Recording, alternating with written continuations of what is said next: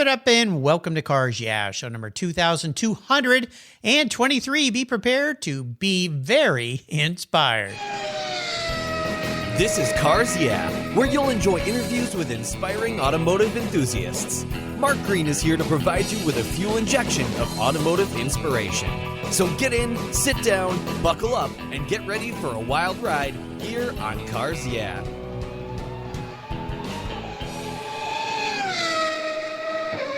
Hello, inspiring automotive enthusiasts, and welcome to Cars Yeah. Today I'm in Phoenix, Arizona, where the sun's always shining, although I hear there's a little fog this morning, with a very special guest, a returning guest, a four-time guest, Dwight Knowlton. Dwight, welcome back to Cars Yeah, my friend. Do you have any gear, and are you ready to release the clutch?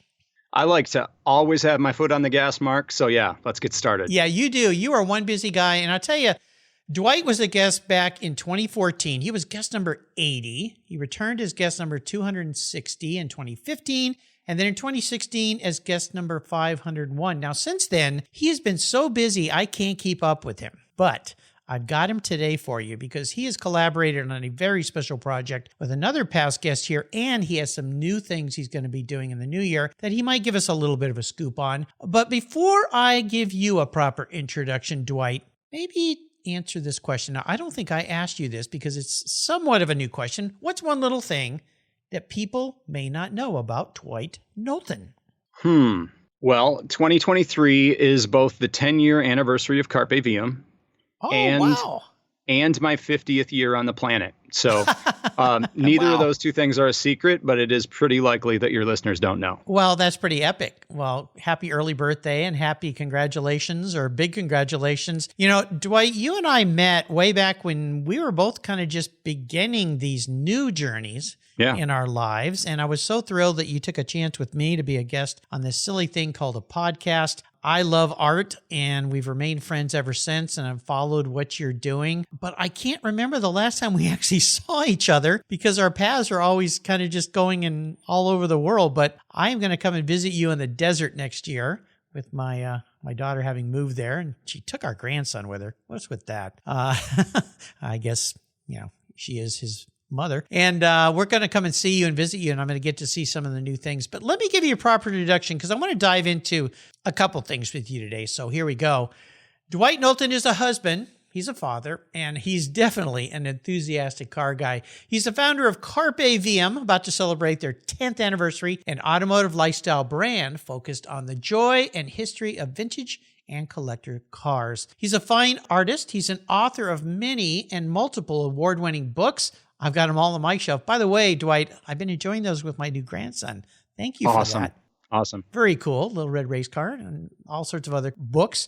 He does poster artists for famed concours and events all over the world. And he's a sculptor and a craftsman of bespoke trophies, awards, and gifts. He kind of does it all with clients including Porsche, Haggerty, Jay Leno's Garage, the Seattle Art Museum, the Ferrari Club of America, Corvette Hall of Fame, and now, of course, the Indianapolis Motor Speedway Museum in a collaboration with past Cars Yeah guest Bill Pack in a new book titled Epic Drama, the winning collection of the Indianapolis Motor Speedway Museum. And he's got a new endeavor coming up in January called the motoringarts.com website. Can't wait to hear about that. We'll be back in just a moment, but first a word from our sponsors. They keep some of the petrol in the tanks here, so give them some love, and we'll be right back. Covercraft's newest 5-layer indoor cover is especially engineered for indoor use, providing maximum dust protection when your vehicle's stored in the garage. Your 5-layer indoor cover is custom tailored with Covercraft's attention to detail, form, and fit with the quality and attention to detail that's been their standard since 1965. Even if your vehicle is always inside, dust and fallout can damage the paint, and an extra layer of soft, breathable material protects from accidental bumps and rubs. Covercraft protects cars, trucks, motorcycles, RVs, trailers, and watercraft too. Every one of my vehicles is protected with a Covercraft cover, custom fit to fit the car like a glove. And I have a deal for you. If you use the code YEAH21 at covercraft.com, you'll get 10% off your order plus free shipping. That's right, 10% off and free shipping. Simply use the code YEAH, YEAH21 at checkout. Covercraft, protecting the things that move you. I was tired of my rates for my collector car insurance going up every year for no explainable reason. My carrier seemed to be turning into a media company versus an insurance company, and I realized that a portion of my policy premium was paying for all those so-called free media goodies. So I did my homework, I talked to knowledgeable collectors, shopped around, and discovered American Collectors Insurance. They've been serving the collector car hobby since 1976. You last that long by properly serving your customers' insurance need, not with a lot of fluff. ACI is ranked the #1 online collector car insurance provider according to Google, Trustpilot, Facebook, and they offer their real person guarantee live support. No never-ending phone loops when you need help. Plus, because you don't use your classic car as a daily driver, you could save up to 40% compared to regular auto insurance. American Collectors Insurance provides agreed value policies. So if you experience a total loss to your collector vehicle or it's stolen, you'll be paid the amount listed on your declaration page, less any deductibles, of course. No ifs, ands, or buts. Give them a call today and ask for your free quote at 866-ACI-YEAH. That's 866-224-9324. Tell them you're a friend of mine, Mark Greens at Cars Yeah. American Collectors Insurance. Classic car insurance designed by collectors for collectors. You've heard me talk about Linkage Magazine here on Cars Yeah for a couple of years now. Well, they're growing. And in 2023, they're going to grow from 4 issues a year to 6. And there's an opportunity here for you to take advantage of this growth. If you go to linkagemag.com and click on the Renew button, if you already subscribe, you can get a great deal. Use the code RENEW6 for 1 year, and you'll get 6 issues for the price of 4, or type in Renew 12 for 2 years, where you also have a great savings. Plus, they'll even throw in a free Linkage hat. How cool is that? The publisher of Linkage is Donald Osborne. He's been a guest multiple times here on Cars Yeah. He's become a good friend of mine, and I'll tell you, Linkage Magazine is one of those newer magazines that you're going to want to get. It's all about experiences, opinions, and values. It's a wonderful publication, something I look forward to getting. And now that I'm going to be getting 6 a year, even more special. So go to linkagemag.com. Again, use the code RENEW6 or RENEW12 to get that special deal. Do it before December 31st, 2022, so that in 2023, you'll get 6 issues of Linkage Magazine instead of 4. So, Dwight, we are back. So I would like to, before we dive into your involvement in this incredible book project, I want to talk about some of the things that you've been doing, because since you were last on the show, my goodness, you're one of the busiest artists I've had on Cars Yeah out there. Some of the things you've done, and we'll kind of walk through, is designing the production of a new Corvette Hall of Fame trophy, and you did some projects for the Ferrari Club. You become a multidimensional artist. all things that I had touched before. I work with metal and glass and wood and leather and all those things. Until you put that stuff out into the world, you're not a trophy designer, right? Or you're not a book author until you write the book. So yeah, doing lots of stuff. So these trophies that you're doing for people now, can you give us some visual cues of how you take an approach with this project? I just start ideating based on what we're talking about. I sculpted these youth judging trophies, some very complex ones for Amelia Island and some simplified ones for some of the smaller events, where I sculpted in clay, and then I made molds, and then I cast, and we did granite bases with wood surrounds with sandblasted etched glass behind it with a cast metal badge. And, most recently creating this new, after 20 years or so of the same award for the Corvette Hall of Fame, looking at that, looking at the architecture of the building of the Hall of Fame, looking at the Corvette's evolution over the years, factoring in the build materials, like fiberglass and carbon fiber, the old versus the new, and all of those things, and combining those shapes into something that it both says Corvette, it says history, it says future, it speaks to the architecture of the building itself. And then those finishes, I collaborated with a friend of mine here in the Valley, Rob, who does incredible carbon fiber work. And after I had done prototype shapes, he laid the final carbon fiber pieces. I did the fiberglass work and the paint work, and I cast badges after having masters made by another collaborator of mine, assembled this piece of, these multiple bits of Corvette history, and it's been really well received, and it meant a lot to me. I'm a big Ed Welburn fan, and he was one of the first recipients this year, the first recipient of, there were 3 awarded, technically 4 because there was a team of 2 that each got a trophy, but 3 awards given this year, and one of them was to Ed Welburn, who is the first ever global head of design for General Motors, and championed the new Corvette. And so big fan of him and his work, and just a gracious human being, highly accomplished, yet gracious. And so it was cool to see one of the awards go to him. Ah, how fun. Now, another thing you've done in the past are poster art for events. Amelia, the Greenwich Concours, Bernini Gran Turismo. You've done a bunch of these things, and you're going to be continuing in the future? As far as I can be hired, Mark, posters are a delight of mine. And as you'll see when you look at those, you might hopefully be able to tell that they all come from the same artist. Oh, yeah. But there are definitely different styles employed. I worked very hard to create a new design language for the Amelia poster this year with these angular, kind of an Art Deco look with these angular design lines running through a continuous illustration. Nice. That doesn't feel angular, but it just gives a beauty to it. And honestly, one of the highlights of my artistic automotive career so far was standing there on the field at Amelia, not knowing that this was coming, and seeing my art up on the Jumbotron reflecting off the pond there. Well, congratulations. I've got several of your pieces hanging in my home, and they're absolutely spectacular. Another thing that you do, and we'd be remiss, and I mentioned it in the intro, are the books. You have created some spectacular, and I wouldn't even say they're just kids' books. They're for everybody, but I got on board with all of them when you were first doing them, and having a grandson now, being able to sit there and read to him these books, are those still available for people to buy?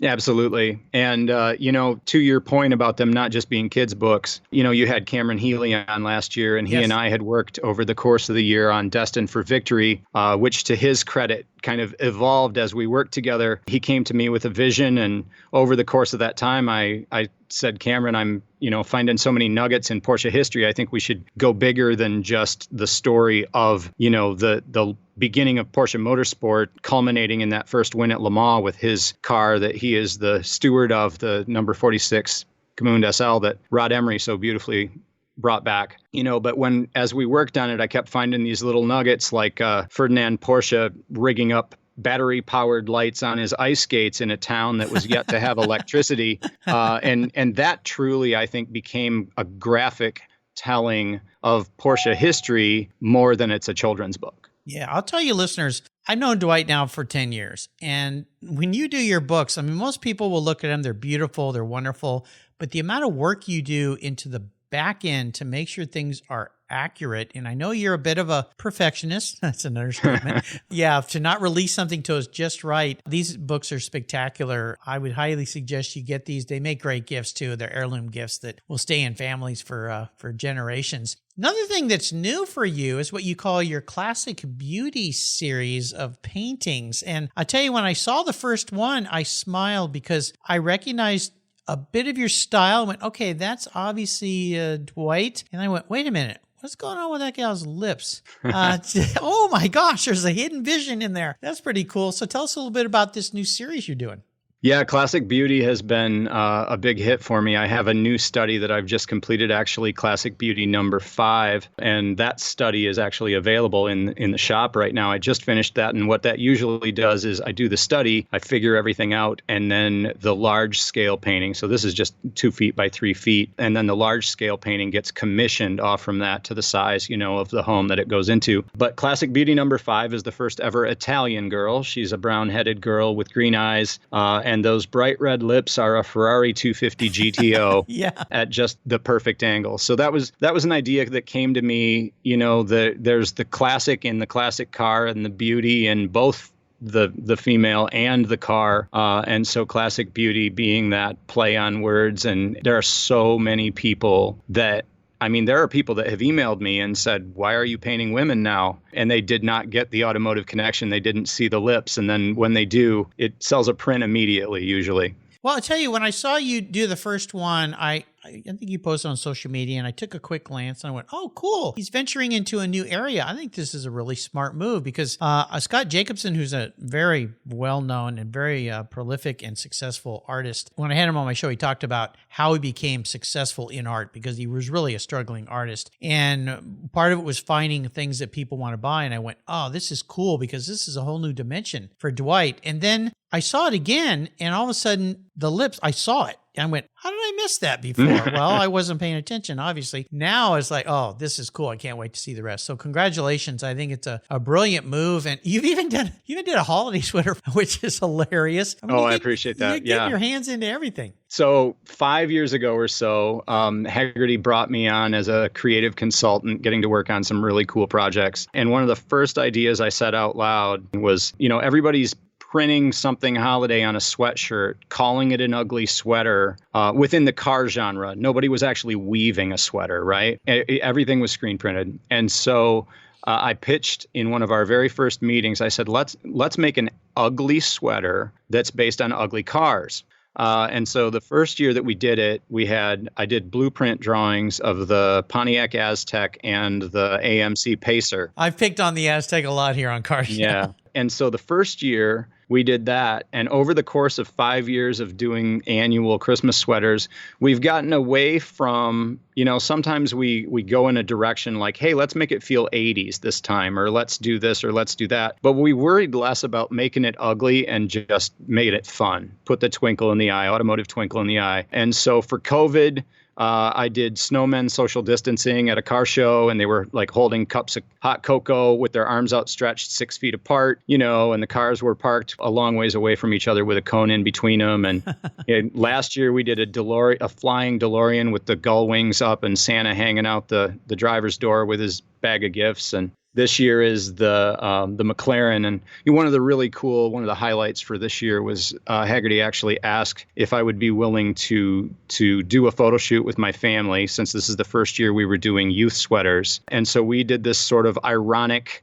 bad, those recognizable kind of cheesy Olin Mills style photos. Yeah. And I had to actually coach my children on how to misbehave in a photo shoot. We got my daughter looking one direction and the rest of us are looking another. And my son's got a funny look on his face. And it's been, I've had so many messages from people that get such a kick out of it. And it was special for us too. So, well, you did a beautiful job. I love it. So let's talk about the book, Epic Drama, the winning collection of the Indianapolis Motor Speedway Museum. This is a collaboration that started with Bill Pack. I had him on the show a couple weeks ago to talk about what he was doing there. He teamed up with you to do the writing for the book. So can you talk a little bit about your role and what this meant to you? Oh, it was incredible. And it just continued to snowball over the course of the project. Bill, I have tremendous respect for Bill, and we get along fabulously just as friends. His work is, as far as I'm concerned, unparalleled. It's not that there aren't other exceptional automotive photographers, that it's just that there's nobody that does what he does. There are other people that do amazing dark studio photography and light studio photography, but nobody that shoots it quite the way he does, or crops it down to the angles that he does, or finds some of the elements of beauty that he does. And it's really funny, over the course of the project, we were working on this yet untitled book with a few working titles floating around. I'm getting ahead of myself, but I'll say that when it came down to it, after I had finished writing what I had just finished writing and looking at Bill's photos, and they said, okay, we're going from a working title to the title of this book now is Epic Drama. I thought that is so perfect, because I had been moved from things where I'm reading, I'm researching, and I've got an adrenaline rush from what I'm researching to like being moved to tears on the next thing I'm researching. And so there was drama in the stories for me, but I mean, there's nothing but drama in Bill's photography. Describe to our listeners what your role was in the book. Well, I'll start at the beginning, and that is that Bill was in town for a couple weeks. He now lives. Yeah, he's a neighbor of yours now. Yeah, 15 minutes from me, 12 minutes from me now. It's amazing. And we can promise many more collaborations to the world, I think. Oh, good. I hope so. Bill was in town for just a couple weeks, and he said, hey, Dwight, can you meet up for coffee either this morning or tomorrow? I have a possible project that I'd love to get you involved in if you're able. And we met for coffee, and I sat across from him and soaked it all in. And I just told him, I mean, I cannot tell you what my year was like. So I was working on the Amelia Concours poster at the time. I was working on that new art. And as you know, developing something new, a new visual style is different than just executing. There's a lot of exploration there. I was simultaneously working on the rough sculptures for a July deadline on the Corvette Hall of Fame trophy. Classic Beauty number 4 had been commissioned for a release at the Michelin Bash at the Corvette Hall of Fame. And so I was doing a Classic Beauty commission for them. I had 15 ink gesture sketches committed to a major art client. I was working on a limited edition chronograph design watch for my friends at Valkyrie Racing. Oh my gosh. Doing the poster for the Boundless Betty Skelton documentary. I had 5 illustrations in the queue for an upcoming book on Porsche Motorsport. And you will know this because I was designing the branding and the vehicle wrap for Tom Cotter's Key West Dead Horse. And you had him stop by this year. Yeah, he and Michael stopped by and they ended up spending the night. And they were actually here the morning that my Orange Crush Turbo went up for sale on Bring a Trailer, actually sold on Bring a Trailer. So they were here for that adventure. But I didn't realize that you did that for them. Yeah. Nice. So that was my work list that I was looking at. That was my calendar. And Bill drops this project on you. So Bill brought this project to me, and I knew that there was a lot of research to be done. And I was already overbooked. No kidding. But the project was amazing. The access that the museum was offering him was amazing. And it was not a sure thing yet. And it's easy to give a soft yes to something that's not a sure thing. You know, the project was awesome. And I said, oh my gosh, yeah, that sounds amazing. And so he shipped off a copy of Destined for Victory to Joe, the president of the museum. Who's been a guest here on Cars Yeah? Yeah. He liked my data-filled but yet approachable style to the storytelling for the book. And so he got a yes.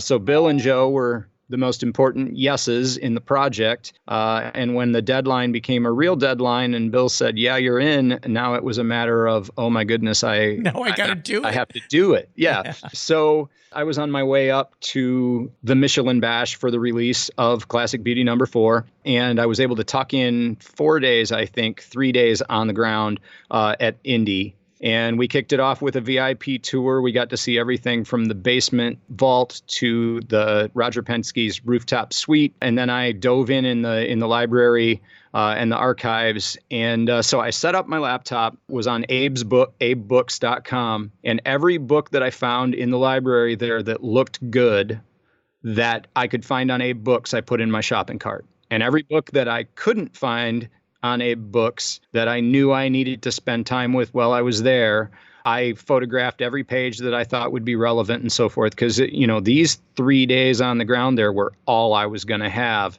at the museum. Yeah. I got to be down with Bill while he was shooting a little bit in that studio set up in the basement, just standing alone with some of these cars in the dark sometimes. Holy cow, it was amazing. Yeah. It was like an automotive church or something, you know? Sure. But anyway, then at the end of that period of time, I checked out, I believe, with 29 total books in my shopping cart. Oh my gosh. So over the next week or so, all these books started coming in. And then over the course of my summer, I had 3 weeks of travel already booked in the middle of my summer. And so over the course of the summer, half of the weight of my luggage was books. And I sat on a balcony in Newport Beach. I sat on a balcony in Bay Harbor, Michigan. And while everybody else was soaking in the sun or out getting their feet in their toes in the sand, I was pouring through these books. And I can't say I didn't enjoy the view or the breeze or the whatever, but I was working on an Indy 500 book. Wow. So.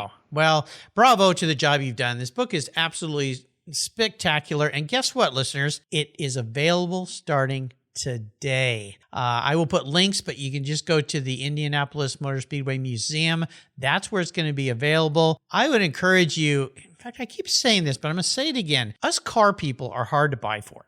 Just ask my wife, right? I'm sure asking your wife, Dwight, same kind of thing. But books, and especially a book like this, an epic book, and that's what it's called. This is a gift that you're going to want to give, and I'd encourage you, buy a bunch of these and give them away throughout the year to your buddies and car guys and car gals as birthday gifts, Christmas gifts, New Year's gifts, because this thing it's going to be on your library shelf forever. It's absolutely brilliant. So the job that you guys all did, and I know it was a big collaboration, but Dwight, the words as always, well penned. I know your homework is just exemplary, and you've really done a nice job with this. So bravo to you. I've got to call out Lionel Ferreira too. Oh, yes. His design for the book is exceptional. There are little things, I'm a designer as well. And so looking at the subtleties and the little choices that he made, you've got the logo for the Motorsport Museum inside the front cover. And then if you count the grid of the flags, the checkered grid on the flag, and then as you turn inside to the inside page, it's not just a checker pattern on those end sheets.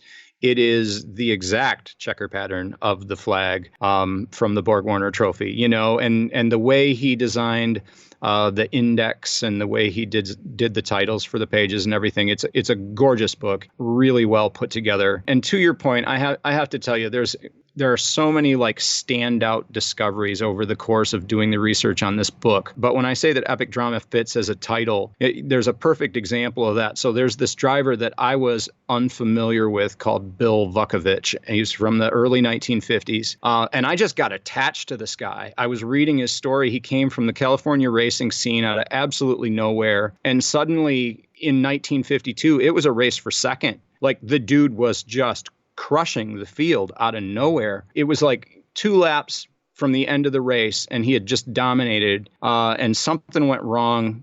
I can't remember if it was fuel supply or what it was, and he was out of the race. And so after dominating that whole race, he was out of the race. He comes back in 1953. He starts in first position. He leads every lap except for when he pitted, and he won 8 miles ahead of his closest competitor. 8 miles. Wow. And here I am. I'm just totally sucked into this. I've got these 29 books. I've got all these books folded open to the same year at the same time, and I'm pouring through them, and I read in 1955, he's leading the race. He comes up on lap traffic. There's an accident in front of him. He can't avoid it, and he's dead. Yeah. And I literally had tears coming down my face. I was not ready for it. And so there's, one of the cool things is that he had a son that went on to be a Rookie of the Year at Indy, and then a grandson that went on to be a Rookie of the Year at Indy. So it's this incredible legacy story too. But there are so many stories. We know A.J. Foyt, we know Bobby Rahal, we know Arie Luyendyk, we know these stories, but there are other stories in there that I didn't know that I got attached to. And it really, epic drama really is the right title for the book. Yeah. That was so tragic. When he crashed, that was 55? I believe. Yes, I believe 55. Yeah. It was just terrible. And those cars back in those days, super dangerous. Yeah. Just incredible. When you think about, the lack of safety and just the kind of crazy stuff that they did, and the fact that any of them who crashed survived was quite amazing. But I knew that was coming because, as you mentioned his name, I know the history of that, and it's like, oh no, here we go. But yeah, when you find somebody like that seems so special, and then you find out something. But this is a great thing about history is learning about new things and new cars and so forth. So before I let you go today, let's talk a little bit about cars, and I'm going to kind of tie this in. Well, not kind of. I'm going to tie this into the book you produced along with this team that you're working with, and I'm trying to get the designer on the show too. So hopefully we can get him because as a past graphic designer myself, a stellar job on that end. Yeah. So special vehicles. If you had to pick one, I'll just tell you one car today that stood out for you from all the cars in that book. Which one is it? I'm the same as Bill. I have to go with that 39 or 40, the Boyle Special Maserati. It's gorgeous. It's obviously very capable. It's another super fun story. So buy the book, read the story. It was one of the hardest ones to write, honestly, because there's so much that could be written about it. And I had to make really hard choices to have a succinct story on this car. I could have written pages and pages on just this car. And we were trying to keep it shorter and sweeter than that. But one final little thing is, of course, the Little Red Racing Car was also a red Maserati. I was going to go there. Yeah. That deepens my connection to it as well. Yeah. Nice choice. Now, here's another flip up of my traditional questions. I always crawl into my guest skulls and be a little bit of a car psychologist. If you were reincarnated as one of those Indy cars, if you had to pick one that fits Dwight Knowlton's personality. Now, this isn't what you want to be, so you can't pick the Maserati. That's your favorite. It's got to be something that kind of ties to your hard work ethic, your design, your eloquence.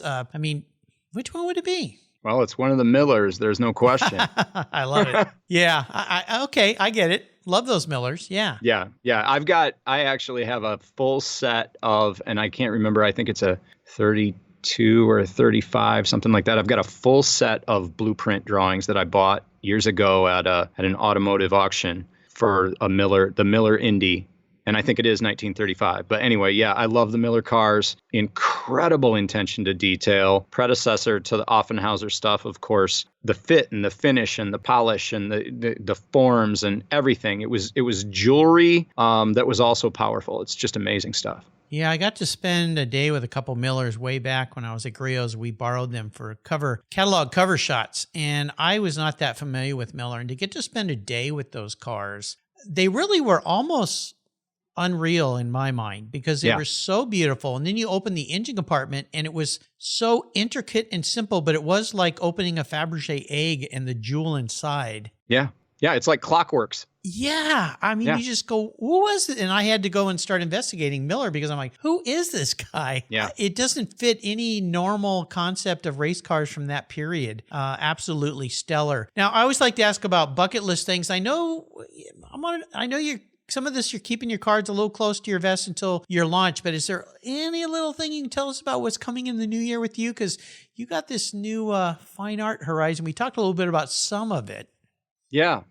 Well, I can share, I'll let the eventual reveal of the website and the shop and all that stuff. It'll speak more eloquently with visuals than I will with words. But I am launching the motoringarts.com. And I've just created the Instagram handle at the Motoring Arts. Over the last few years, it's occurred to me that there are exceptional automotive artists. There are just too many to list and many that I have tremendous respect for. But still, when you look at automotive art, regardless of the skill, automotive art can be largely boiled down to pictures of cars and parts. Yep. It's immediately identifiable. You look at it and you know it's automotive art. And so I have this mission. People, the people that collect these cars, the people that are bringing cars, when you're taking a car to Amelia, the art that you have hanging in your dining room is not car art. It's real art, right? And the idea that I have is being a student of great art first and executing stuff inspired first by great art,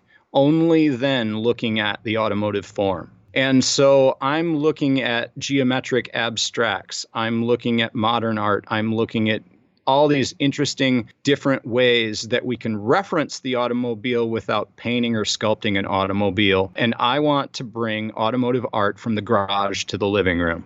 There's going to be some identifiable automotive art as well. There's always room for that. I love looking at pictures of cars done well by people that are good at it. I've got originals hanging in my studio by Paul House and Tim Lazell. There will be more to come, and I love good original artwork by good automotive artists. And so I will make some absolutely identifiable pictures of cars. But in addition to sketching and painting, I'm going to be working with wood and leather and metal and doing some furniture and some bespoke automotive gifting options. Soon Haggerty has called me her secret gifting weapon for completely original gifts for McKeel, birthdays, anniversaries, stuff like that. I've done, I did this Porsche 356 inspired large tabletop Bluetooth speaker with an OEM Porsche 356 ignition as the volume control. Wow. Bosch horn grills repurposed as speaker grills. I used original Porsche dash lights for indicating power charging and Bluetooth. Wow. And all the components of it are reference quality audio, so it sounds great too. And so, there's going to be the possibility of bespoke sculptures, bespoke gifts, some furniture, all that stuff. But I've been working on the art and art prints and stuff for a while now. And so there's going to be a fairly immediate release. January 1st is when the site goes live. If you go to the motoringarts.com right now, you can get on the email list and you're going to see this stuff before anybody else does. There you go. I'm proud to say I'm the first follower on Instagram. I just signed up this morning on your website, so I cannot wait to see some of these magnificent things that you're going to produce. Now, I asked all my guests, or I enable all my guests to go on what I call the ultimate drive. If I was going to tie this to the vehicles you got to be associated with on this wonderful book, which vehicle would it be and what kind of drive would it be? Oh, that's interesting. Well, the Indianapolis Motor Speedway Museum has more than just Indy cars there. And so down in the basement vault, they have one of the most beautiful cars that's ever been made, if not the most beautiful car that's ever been made. And it's a sister car to Sir Sterling's 300 SLR that he won the Mille Miglia in, which, of course, I worked with him on the book. Mm-hmm. So they have a 1954 Mercedes-Benz W196 in the basement. It's the single-seater that Fangio raced. But they, right there with it, have the only two-seat car in the place, which is the last Ferrari to have won Le Mans. It's a 1964. It was liveried in 65, but it's a 1964 Ferrari 250 LM. Oh, yeah. And being a two-seat car that can also drive the roads and not just race, I would be going for that car. Okay. And I would be taking my wife on the Epic Drive. Nice. And so here's the deal. I'm flying up. At the time that this podcast airs, I'm going to be there at the museum for the launch party for the book. When I go to Amelia, I go to the Porsche dinner at Amelia, or I go to this book launch or whatever, my wife is at home with our kids and I'm at the dinner. So for my wife and I to go do this epic drive, I'm going to take that Ferrari and I'm going to do a driving tour of New Zealand. Oh, I love it. Yeah. Oh, New Zealand is one of those countries to me, and I've never been there, sadly, but I've been told by people that I know go there it's like California back in the 70s. Mm. Yeah, it has that vibe to it and beautiful. And some of the videos I've watched, in fact, I like to follow some video YouTubers that do architecture, modern architecture, and many super modern homes are being built in New Zealand. And they get into the architectural realms. The architect talks about the finishes, the materials, the importance of it. And New Zealand still has this kind of wild nature. So I would love to send you on that trip. I want to go on that trip. Sounds like fun, but your wife, yeah, she gets a front seat versus me, but that sounds like a nice choice. And the 250 LM Ferrari, I mean, that's just one of those. Yeah, that's one of those cars that, you could have bought 20 years ago for $1 million. Yeah, right. Yeah. Now a lot more. Not many of those around. So, well, you have taken us on a wonderful ride today, Dwight. I can't thank you enough for taking a brief respite here. Congratulations on the book launch. Before I let you go, could you maybe leave us with some words of inspiration or some thoughtful success quotes or some ways to launch the new year? Interesting. Yeah, I would say do the work. I always say, friends ask me how you get there, how you make it happen, how you accomplish things. I say, do the work and do it again tomorrow. Having a plan is critical, but you have to do. And one of the things over time, I'm 10 years with this company and I've done some things before this, but legacy doesn't come from that one thing you did years ago. It comes from a body of work and it comes from how you go about doing that work. Well, I've tried to take your lead on that because we've talked about this before, and that's why I've talked to 2,223 people. Yeah, do the work. I know all about that. And then you do it again tomorrow. I can't thank you enough. How can people learn more about you and follow you? Well, carpegear.com is the website for Carpe Viam, and my Instagram for Carpe Gear, which is t-shirts, books, apparel, all that stuff, is at Carpe Gear. For the new motoring arts endeavor, Instagram is at the Motoring Arts, and the email newsletter sign up right now, which will eventually be the shop, is themotoringarts.com. All right. I'll put links to all of these. I encourage you to follow Dwight. And you know what? It is the holiday season. I mentioned the book. Also, if you got kids to buy for, or adults that act like kids that love cars, his books are available. I've got a bunch of his t-shirts. You guys, you just keep producing stuff, my friend. It's absolutely amazing what you're up to. So my hat's off to you, and you've come so far. A happy early congratulations on 10 years and hitting the 50-year mile marker. You're just a puppy from where I sit. But you're doing a tremendous job. So my hat's off to you. Thank you for making a pit stop with us today, taking some time and sharing everything that you're up to. Oh my gosh, you're busy. Until you and I talk again, I'll see you down the road. Thanks, Mark. I look forward to it. You're welcome.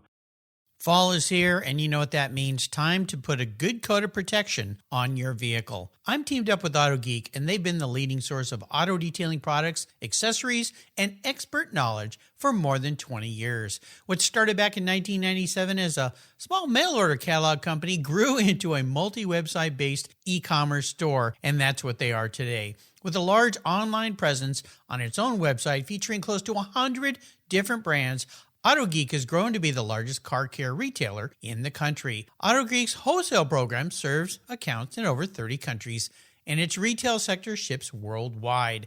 If you want to protect your vehicle this fall, and you should, go to autogeek.net for the best product selection on the internet today and technical support. Autogeek.net is where I go for my detailing needs. That's autogeek.net. How did you discover your path to a fulfilling life? Too many young people flounder in finding an education and a career that fits. But for those who have a passion for cars, trucks, and motorcycles, and who love working with their hands, problem solving, and fixing things, a career as a professional auto technician is incredibly rewarding. Cars Yeah! is pleased to team up with TechForce Foundation, our charity of choice, in bringing scholarships, technical education, and hands-on experience to young people so they can discover a possible future. Join me and lend your support by visiting techforce.org today. Thank you so much for joining us on today's ride here at Cars Yeah! Drive on over to carsyeah.com to find show notes and inspiring automotive fun. Download your free copy of Filler Up, a fun book filled with gorgeous photographs of fuel filler fun, including quotes from more inspiring automotive enthusiasts. Download your copy today, and we'll see you next time on Cars Yeah!